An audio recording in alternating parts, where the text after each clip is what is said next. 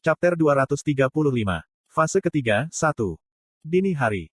Aku berdiri di pelabuhan yang penuh dengan aroma asin. Hanya 5 menit yang lalu, jeritan sengit dan bentrokan kekuatan sihir yang kuat terjadi di tempat ini, tapi sekarang tidak ada apa-apa selain diam.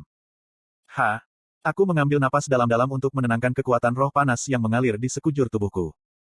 Gelombang laut yang lembut menyapu pelabuhan, dan angin dingin membelai tubuhku. Segera, detak jantung saya yang panas mendidih mereda. Saya membuka mata saya. Tidak ada yang tersisa di pelabuhan kosong. Saya telah membunuh puluhan jin sendirian. Petik 2. Itu pantas disebut keterampilan tertinggi, itu sudah pasti. Aku bergumam kaget dan memeriksa kembali deskripsi skill terbaik. Sama dengan. LV, 2 Ultimate Skill, pemahaman lengkap tentang kekuatan roh. 1. Limit Break, saat aktivasi, semua skill menjadi level 11 selama 5 menit. 2. Puncak tertinggi, setelah aktivasi, efisiensi dan ranah kekuatan roh Anda mencapai puncak selama 5 menit. 3. Pemurnian pasif, memurnikan kekuatan roh Anda seiring berjalannya waktu. Waktu cooldown 3 hari. Sama dengan. Sama seperti skill unik saya, skill pamungkas saya adalah skill self-buffing tingkat lanjut, yang dikenal sebagai tipe avatar. Efek samping dari menggunakan keterampilan pamungkas ini jauh lebih rendah daripada keterampilan unik saya, yang merupakan anugerah. Ketika saya mengaktifkannya, saya menjadi sempurna dalam serangan dan pertahanan. Saya memiliki jumlah kekuatan roh yang tidak terbatas untuk dihabiskan, tidak meninggalkan lubang di pertahanan saya, karena LV, 11 ekstraksi dan materialisasi permanen menyerap semua serangan. Saya sama-sama dikuasai kekuatan ofensif. Dengan algoritma yang diperkuat, kekuatan destruktif dari peluru saya diperkuat secara eksponensial, dan kekuatan roh yang mengalir di nadi saya memperkuat fungsi aether juga. Karena saya menyimpan kekuatan roh sebagai kekuatan roh, daripada menggabungkannya menjadi kekuatan sihir seperti kebanyakan pemain, keterampilan pamungkas ini sangat bermanfaat bagi saya, yang bergantung pada keterampilan dan aether. Pemahaman sepenuhnya tentang kekuatan roh bahkan bukan salah satu keterampilan pamungkas yang saya miliki. Keberuntungan saya mungkin ada hubungannya dengan itu lagi. Wiying. Pada saat itu, jam tangan pintar saya bergetar. Yoyonha adalah video yang menelepon saya. Halo. Segera setelah saya mengangkat telepon, wajah Yoyonha muncul di layar hologram. Yo, sudah lama. Ada apa? Tanda hubung. Kamu di mana? Agak gelap. Saya di pelabuhan. Petik 2.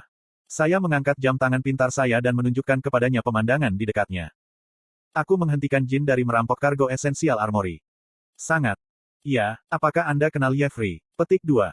Ya, benar. Asosiasi memiliki hadiah untuknya. Bukankah dia jin peringkat coklat?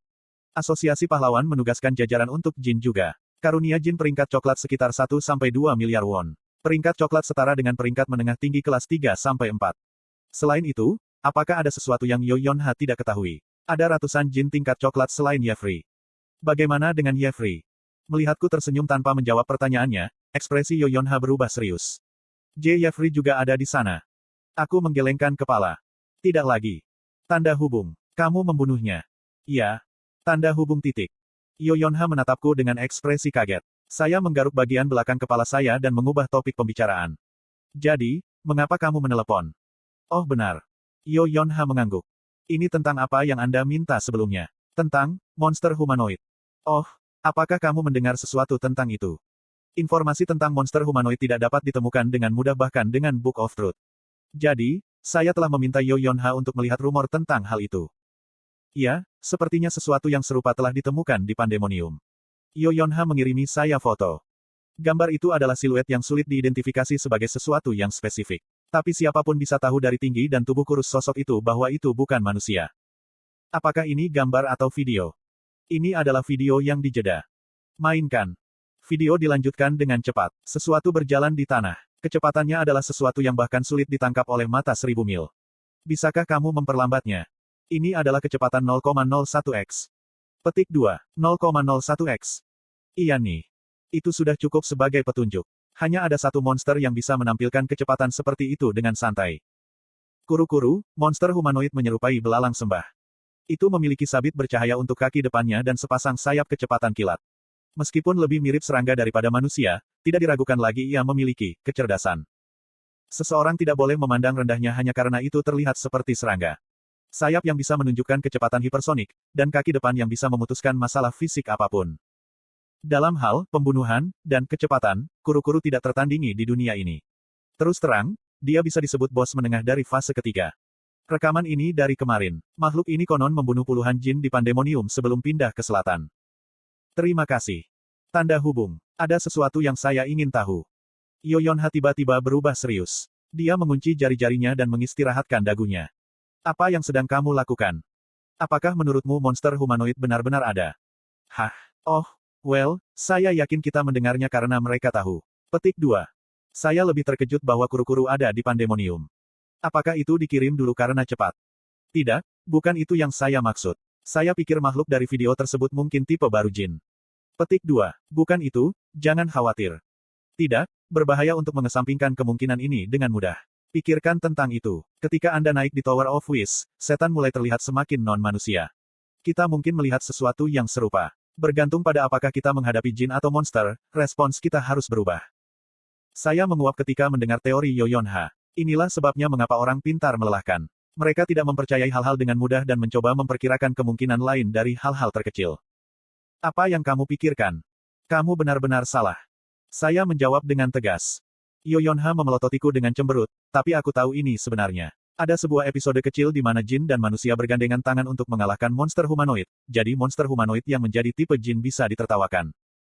Aku benar. Tanda hubung. Itulah yang selalu Anda katakan. Sepertinya Yoyonha tidak akan menyerah pada teorinya dalam waktu dekat. Untungnya, saya punya cara untuk membujuknya. Apakah kamu lupa aku berada di peringkat 1 dalam teori? Ah. Jika Kim Hajin tetap di akademia, mendapatkan hadiah Nobel akan menjadi sepotong kue baginya. Mengingat kata-kata Profesor Kyup, Yoyonha terdiam. Anda mungkin tidak tahu sesuatu yang saya tahu, tetapi tidak mungkin saya tidak akan tahu apa yang Anda ketahui. Tanda hubung. Maka Anda harus melihat sendiri rumornya. Kebanggaannya menyakitkan, Yoyonha menyilangkan lengannya dan menggerutu dengan cemberut. Jangan berdebat dengan saya jika saya mengatakan saya yakin akan sesuatu. Saya tidak akan mengatakan apapun yang berbahaya bagi pasangan saya, bukan. Petik 2. Tanda hubung titik. Yoyonha menatapku diam-diam sejenak sebelum mengangguk. Baik, saya menutup telepon sekarang. Saya ada kerjaan yang harus dikerjakan. Persis seperti itu, dia menutup telepon. Dengan seringai, aku mengiriminya pesan. Lanjutkan melihat ke masalah ini. Saya mempercayai Anda. Jawabannya datang dengan cepat. Aku akan, tapi jangan terlalu percaya padaku. Saya bukan orang yang baik hati atau dapat dipercaya. Haha, apakah dia ngambek? Mungkin aku harus membuatnya satu set piyama nanti, pikirku ketika smartwatch tiba-tiba berdering lagi. Siap. Chameleon Troupe, kumpulkan gelombang. Ayo melahap Pandemonium gelombang.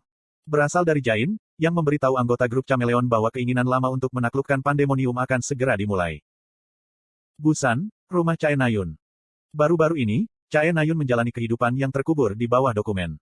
Dia bukan pembaca yang rajin bahkan ketika dia berada di Kyup, tapi sekarang dia melakukan yang terbaik untuk memahami semua jenis teks yang rumit. Melalui semua upaya yang dia lakukan, Chae Nayun menyadari sesuatu. Bahwa apa yang tampaknya mustahil menjadi mungkin jika dia melakukan usaha yang cukup. Bahkan, dia merasa seperti menjadi lebih pintar melalui semua bacaan. File casing akan dikirim melalui sistem aman Valet Banquet. Baik. Tapi perasaan itu hanya berlangsung sesaat. Setiap kali dia merasa seperti dia memahami sesuatu, sepotong informasi baru masuk untuk memperumit masalah ini. File kasus ini berisi informasi penting tentang insiden tersebut. Kim Hosuk berhasil meretas dokumen rahasia kelas 1 yang diberi label, file kasus Chae Jinyon. Dia menghabiskan 1 bulan penuh untuk menyembunyikan jejaknya. Semua ini untuk mendapatkan Reorien Nox.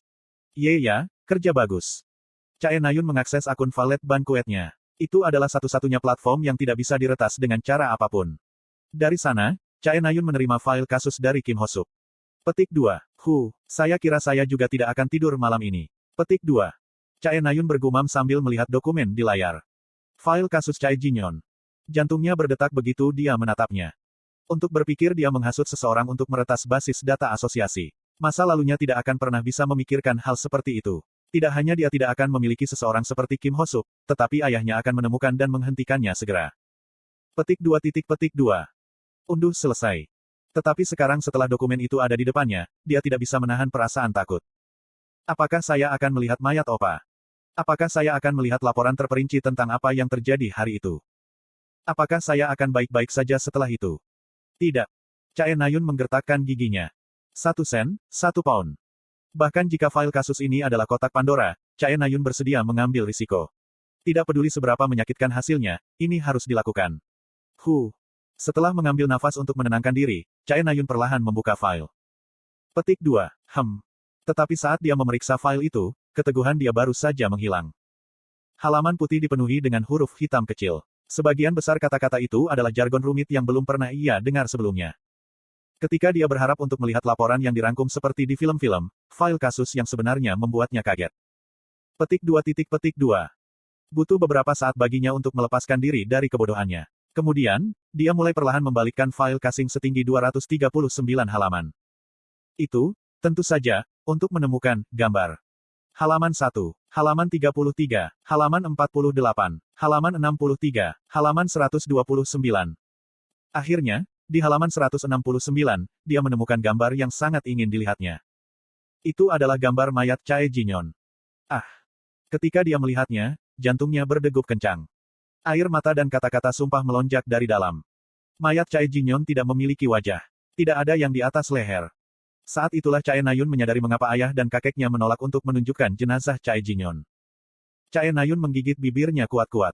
Merasakan kemarahan yang tidak dapat diatasi muncul dari lubuk hatinya, dia mengepalkan tangannya sampai berdarah. Mengapa? Mengapa itu harus kejam? Petik 2. Namun, Chae Nayun merasa ada sesuatu yang tidak beres. Melihat foto itu, perasaan aneh berkedip di dalam dirinya. Itu bukan hanya perasaan aneh. Intuisinya memberitahunya bahwa mayat ini bukan Chae Jinyon. Itu tidak mungkin Chae Jinyon. Bahwa itu terlalu berbeda dan terlalu asing. Chae Nayun mulai memeriksa gambar itu dengan cermat untuk memastikan kecurigaannya. Tunggu. Segera, dia menemukan sumber perasaan anehnya. Jika mayat ini benar-benar milik Chae Jinyon, pasti ada sesuatu yang hilang di sana. Sekitar 15 tahun yang lalu, Chae Jinyon menderita cedera sambil melindunginya dari serangan monster yang tiba-tiba. Sementara Chae Nayun menangis dan meminta maaf, Chae Jinyon menghiburnya, mengatakan bahwa cederanya akan meninggalkan bekas luka kehormatan. Namun, mayat ini tidak memiliki bekas luka. Apakah ada yang salah? Jika informasinya tidak benar, maka Chae Nayun menutup telepon. Dia tidak memiliki ketenangan pikiran untuk mendengarkan seseorang saat ini. Jantungnya berdetak kencang, dan sakit kepala menusuknya. Menatap gambar dalam file kasus, Chae Nayun bergumam dengan suara yang jauh. Ini bukan opa. Mayat di dalam gambar itu bukan milik Chae Jinyon. Dia bisa menentukan sebanyak itu bahkan tanpa kehadiran kepala. Seseorang, karena suatu alasan, telah mengganti mayat. Asia Tengah, Pandemonium. Ini adalah zona tanpa hukum tanpa peraturan dan aturan. Itu adalah hutan belantara, dihuni oleh jin yang telah menyerah menjadi manusia. The Chameleon Troupe tiba di tempat ini dengan mengesankan. Selain Chok Jungyong, yang sibuk menjelajahi menara, setiap anggota hadir. Petik 2. Bos berdiri di depan semua anggota. Namun, dia tidak mengatakan apa-apa. Strategi dan perencanaan adalah pekerjaan Jain, dan peran bos hanya untuk mengatur suasana hati. Senang melihat kalian semua. Bos berbicara. Saya melihat tangannya. Sebuah cincin ada di jari kelingking kirinya. Petik 2. Kuhum. Dia sepertinya merasakan tatapanku, saat dia dengan diam-diam menyembunyikan tangan kirinya di belakang pinggangnya. Hari ini, kita akan mengambil langkah pertama untuk mencapai tujuan kita. Bos memulai pidatonya. Petik 2. Kami akan menyelesaikan penghinaan yang kami derita selama puluhan tahun. Pandemonium akan menjadi milik Chameleon Troupe, dan jeritan para korban akan menjadi tuntutan bagi bos sebelumnya. Kami akan mendapatkan kembali apa yang dulunya milik kami. Petik 2. Ada banyak hal yang tidak saya ketahui, tetapi sepertinya bos grup Chameleon sebelumnya memainkan peran besar dalam penciptaan Pandemonium. Hamba setan tampaknya telah mencuri kendali setelah kematiannya. Semuanya, terima kasih telah mempercayai saya dan mengikuti saya sampai sekarang. Pidato bos selesai. Meskipun dia tidak banyak bicara, dia memiliki pesona tertentu tentang dirinya yang menarik perhatian massa. Anggota lain dari Chameleon Troupe memandang bos dengan wajah tersentuh. Sekarang, aku akan memberitahu kalian tentang rencana itu. Tapi tidak ada waktu untuk dihabiskan. Begitu bos selesai pidatonya, Jain melangkah keluar dan melanjutkan. Seperti yang Anda semua tahu, pemimpin de facto Pandemonium adalah hamba setan. Setelah kematian mantan bos, mereka berpegang pada kedaulatan Pandemonium. Petik 2. Suara Jain berdering di kepala kami. Tapi pada akhirnya, jin adalah jin. Mereka tidak suka ada orang yang duduk di atas kepala mereka. Jadi saya membuat beberapa persiapan. Seperti yang selalu saya katakan, perang adalah perencanaan 90%, eksekusi 10%. Jin Pandemonium seharusnya dengan senang hati saling membunuh satu sama lain saat ini. Petik 2. Memicu kebakaran, membocorkan informasi, menyebarkan desas-desus, membujuk, mengkhianati, del. Dengan hadiahnya, menyamar, Jain telah menyelesaikan semua persiapan yang diperlukan. Kembali ke poin utama. Tujuan kami hari ini adalah wilayah timur Pandemonium. Petik 2. Pandemonium secara luas dibagi menjadi 4 wilayah kardinal. Begitulah cara penguasa Pandemonium, hamba setan, menggambar peta. Selain itu, mereka menempatkan kelompok jin yang bersumpah setia kepada mereka yang bertanggung jawab atas masing-masing daerah, dan kelompok jin ini membagi wilayah mereka untuk dibagikan kepada mereka yang bersumpah setia kepada mereka. Pengaruh setan pelayan sangat lemah di wilayah timur. Kami akan mengambil alih seperempat Pandemonium dalam sehari. Jain mengumumkan seolah-olah Chameleon Troupe sudah menang. Tidak memulai pertarungan yang tidak mungkin dimenangkan. Menang terlebih dahulu dan kemudian memulai pertarungan. Taktik sederhana ini memberi Jain kepercayaan diri dalam semua keputusannya. Semuanya berjalan sesuai rencana Jain. Kami memberitahu kelompok-kelompok jin yang sepakat untuk bekerja sama dengan kami. Pertama adalah Dark Moon Society, yang memiliki pengaruh di wilayah timur. Silver, Turquoise, dan Green akan bergabung dengan mereka untuk menghancurkan proklamasi kegelapan yang berlawanan. Perang dimulai dengan bantuan Dark Moon Society, yang saya punya beberapa koneksi. Tampaknya mereka sepenuhnya membelot ke pihak Chameleon Troupe selama beberapa tahun terakhir. Kursi perak, Kaita. Kursi pirus, Setrin. Kursi hijau, Jin Yohan. 3 di atas bergabung dengan Dark Moon Society untuk menghancurkan kelompok-kelompok yang disukai hamba setan. Sementara rencana itu bergerak di wilayah timur, Violet, Indigo, dan Blue harus membuat heboh di barat. Anda hanya perlu menarik perhatian mereka. Kursi Violet, Drun. Kursi Indigo, Yo Kyung-wan. Kursi biru, Khalifa. 3 di atas memulai serangan besar dengan jin yang disewa sebelumnya. Rumah pelacuran, kasino, dan sumber penghasilan besar lainnya dihancurkan, dan bawahan hamba setan dikirim untuk menekan masalah ini. Drun, Yo Kyung-wan, dan Khalifa telah menarik perhatian eselon atas Pandemonium dengan sempurna. Itu hanya masalah waktu sebelum mereka mengetahui apa yang kita rencanakan. Pelayan setan adalah penguasa dari tempat ini. Mereka seharusnya bisa mengetahui bahwa kita mengejar wilayah timur. Saat itulah Bos dan Black akan keluar. Bos dan saya ditugaskan untuk menembak jin. Aku menembak jin yang membanjiri wilayah timur dengan panahku. Busur temu jin diberkati oleh Horus dan Eleve, 11 panah bulan Athena membalas jin dengan sempurna. Begitu panah menyentuh bahkan sehelai rambut di tubuh mereka, nyala api putih akan menelan mereka sampai mereka tersebar menjadi debu. Kita seharusnya bisa mengurus ini dalam setengah hari. Tidak, kita harus menyelesaikannya selama ini. Jin timur memiliki banyak dendam terhadap hamba setan. Mereka pikir wilayah barat disukai. Jain menetapkan batas waktu setengah hari, dan seperti yang dia katakan, pertarungan mulai mencapai klimaksnya sekitar waktu itu. Peran hitam adalah yang paling penting dalam mencapai ini. Jin tingkat eksekutif secara mengejutkan takut untuk hidup mereka. Jika Anda menembak mereka dari titik buta, mereka akan terlalu takut untuk keluar. Jadi mulailah dengan kuat.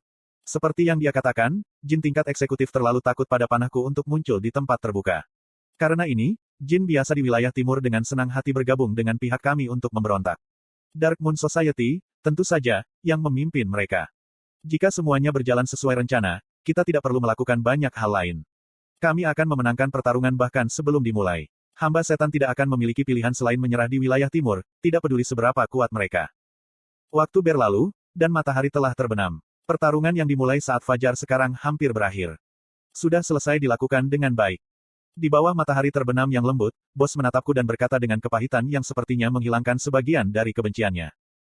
Kamu juga, Bos. Saya sangat tersentuh juga. The Chameleon Troupe menaklukkan bagian dari Pandemonium. Rasanya baru kemarin saya menulis kalimat ini di novel saya. Saya sekarang secara pribadi berpartisipasi dalam pertempuran bersejarah ini. Meskipun, tentu saja, rencananya hanya seperempat lengkap. Kemudian tiba-tiba. Petik 2 tanda tanya petik 2. Dunia tiba-tiba melambat. Bullet time, diaktifkan sendiri. Merasakan sepersekian detik, indraku menjadi mampu menangkap pergerakan angin. Dengan persepsi saya yang semakin tinggi, saya bisa melihat sesuatu merangkak keluar dari tanah. Kegentingan. Kotoran dan kerikil melesat ke atas ketika makhluk aneh keluar dari tanah. Kurururu, kurururu. Itu adalah serangga berkaki 2. Kurururu, kurururu. Saya tidak tahu mengapa itu muncul sekarang. Tapi makhluk itu menggeram namanya dan menembak ke arah Bos. Meninggalkan di belakang bayangan yang jelas, itu berubah menjadi seberkas cahaya. Di belakangnya, ledakan sonik meledak. Koa. Sementara makhluk itu maju, Bos masih menatapku, dan aku juga tidak bisa bereaksi. Serangga setinggi 2 meter itu melakukan perjalanan lebih cepat daripada rudal balistik, membuat saya berpikir bahwa saya sedang bermimpi. Dalam sekejap mata, kuru-kuru tiba di depan Bos. Kemudian dia mengangkat kaki depannya yang seperti sabit. Kiik. Suara daging yang mengerikan terdengar. Sabit kuru-kuru telah menusuk hati Bos.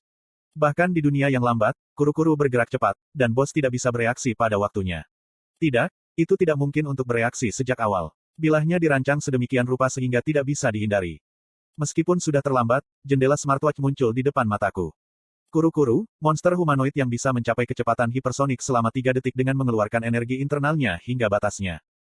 Menyetel perubahan, karena dianggap sebagai pembunuh level boss dari fase ketiga, kekuatannya telah dimodifikasi menjadi 9/2/10. Mengatur perubahan, kecerdasan kuru-kuru telah ditingkatkan ke tingkat yang dapat membuat kesepakatan dengan manusia dan jin. Saya menatap perubahan pengaturan dan menggunakan time reversal sebelum tubuh bos terpecah lebih jauh. Waktu yang berlalu seperti kecepatan cahaya terbalik. Bos tidak lagi mati, kuru-kuru masih di bawah tanah, dan sinar matahari masih menyinari kami dengan hangat. Saya kembali ke masa lalu 3 menit. Segera, saya melihat ke samping. Bos. Syukurlah, bos masih di sebelah saya. Namun, jantungku masih berdetak kencang, dan nafasku menolak untuk tenang. Apa yang salah? Saya meraih pergelangan tangan bos. Apa, Kak Kim Hajin? Kenapa kau meraih tanganku? Bos bergumam bingung. Saya harus pergi dari tempat ini sesegera mungkin.